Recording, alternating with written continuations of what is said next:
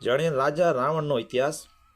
મુનિ શ્રીવત સ્વામીના પરમ ભક્ત લંકેશ રાવણ બનશે શ્રી તીર્થકર ભગવાન। રાવણ શબ્દ સાંભળતા જ આપણને 10 માથાવાળો રાક્ષસ યાદ આવી જાય છે, પરંતુ રાવણ એ કોઈ રાક્ષસ નહોતો। રાક્ષસ દ્વીપમાં રહેવાને કારણે તેઓ રાક્ષસ તરીકે સમુદાયો। તેઓએ ખરેખર ખૂબ જ વિદ્રાન સાધ્ય કરી હતી અને તે વિદ્રાન કારણે જ તેઓ ખૂબ જ બળવાન બની ગયો હતો। ત્રણેય ખંડનો તે સ્વામી હતા અને આ વાતનો જ તેમને અહંકાર હતો। તેમણે પોતાની વિદ્યાશક્તિ દ્વારા રાજા ઇન્દ્ર, સોમ, યમ, વરુણ, કુબેર વગેરે દિક્પાલોને પણ દાસ બનાવ્યા હતા। એક વખત રાજા રાવણ પોતાના પુષ્પ વિમાનમાં બેસીને ગગન વિહારની મોજ માણી રહ્યા હતા। ત્યાં અચાનક તેમની નજર નીચે પડી। મરુત નામનો રાજા કોઈ મહાયજ્ઞ આયોજન કરી રહ્યો હતો। યજ્ઞમાં હોમવા માટે કેટલાક પશુઓને વાડામાં પૂર્યા હતા। રાવણ આ દ્રશ્ય જોઈને ધ્રુજી ઉઠ્યા। તેમણે વિચાર્યું, ધર્મના નામે કેવો અધર્મ! સર્વજ્ઞ ભગવતોએ કરુણામાં ધર્મ બતાવ્યો છે, જ્યારે આ મૂઢ લોકો પશુઓની હત્યામાં ધર્મ સમજી રહ્યા છે। મારે તેને અટકાવવો જોઈએ। અને તરત જ તેમણે વિમાન નીચે ઉતાર્યું। મરુત રાજાને સમજાવતા કહ્યું, હે રાજન, આ બધું તું શું કરે છે?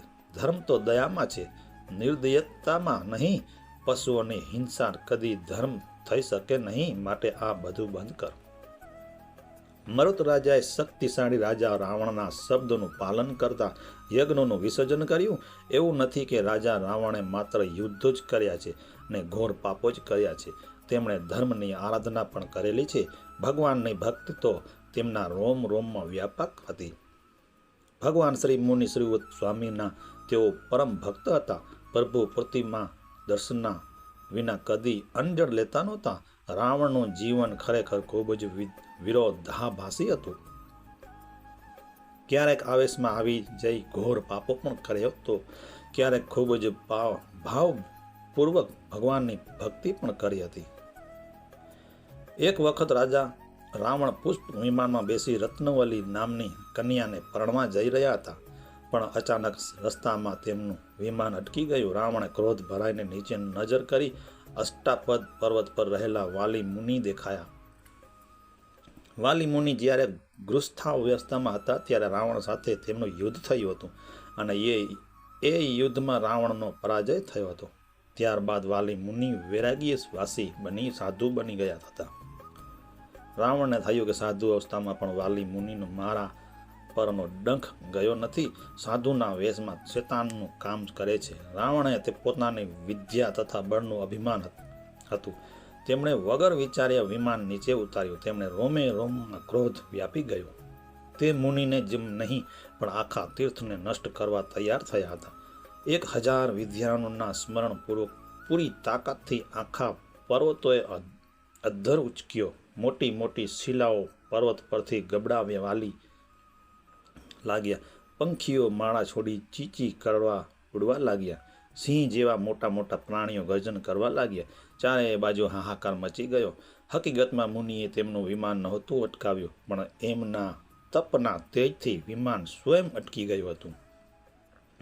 આ બાજુ વાલી મુનિ વિચારમાં પડી ગયા, અરે અચાનક જ વાતાવરણમાં અશાંત કેમ બની ગયું? આ પર્વતને કોણ હલાવી રહ્યું છે?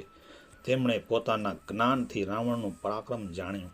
મુનિએ વિચાર્યું કે જો આ રાવણે મારા પર જ હુમલો કર્યો હોત તો મારે કોઈ જ પ્રતિકાર કરવાની જરૂર નહોતી, કારણ કે ક્ષમા એ મારો ધર્મ છે। પણ આ તો આખા તીર્થને ડૂબાડવા તૈયાર થયો છે। અત્યારે મારાથી ઉપેક્ષા કેમ થાય?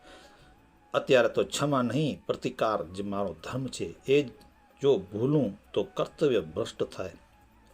વળી મારી પાસે એવી શક્તિ પણ છે જે આવી જ કોઈ વિચારણાથી વાલી મુનિએ પગનો અંગૂઠો સહેજ દબાવ્યો અને તરત જ રાવણ પર ભયંકર દબાણ આવ્યું। ડુંગરનો ભાર જાણે રાવણના ઉપર ખડકાયો। જેમ તેમ કરીને તે પર્વત નીચેથી બહાર નીકળ્યો। હકીકતમાં જાણ્યા વગર તેમણે પારાવાર પશ્ચાતાપ થયો। તે વિચારવા લાગ્યો કે અરે અનેકો તારનાર તીર્થને જ હું ડૂબાડવા ચાલ્યો। મારા જેવો પામર કોણ અન્ય સ્થાનમાં કરાયેલા કર્મ તીર્થસ્થાનમાં છૂટે, પણ તીર્થસ્થાનમાં કરાયેલું આ ઘોર પાપ કર્મ ક્યાં છૂટશે? તેઓ વાલી મુનિ પાસે ક્ષમા યાચના કરવા ગયા, પણ મુનિએ તો તેમને ક્યારેય ક્ષમા આપી દીધી હતી. પસ્તાપાદની પાવન ગંગામાં સ્નાન કરતા કરતા તેઓ અષ્ટાપાદ મંદિર ગયા. ભરત મહારાજાએ બનાવેલા સોનાના મંદિર અને રત્નોની મનોહર મૂર્તિઓ જોઈ ભાવ વિભોર બની ગયા. રાવણ અને તેમની પત્ની મંદોદરી ભગવાન ભક્તિમાં એકાકાર બની ગયા હતા. મંદોદરીને નૃત્યમાં બહુ કુશળ હતો, તો રાવણ સંગીત વિદ્યામાં નિપુણ હતા. મંદોદરી પ્રભુ ક્ષમા ભાવપૂર્વક નૃત્ય કરવા લાગી તો રાવણ વીણા વગાડવામાં તલ્લીન થઈ ગયા હતા. તેઓ અન્ય પૌર્ણનીય આનંદની અનુભૂતિ કરવા લાગ્યા, પણ અચાનક રાવણની વાણીઓ એક તાર તૂટી ગઈ. ભક્તિમાં એકલી થયેલા રાવણને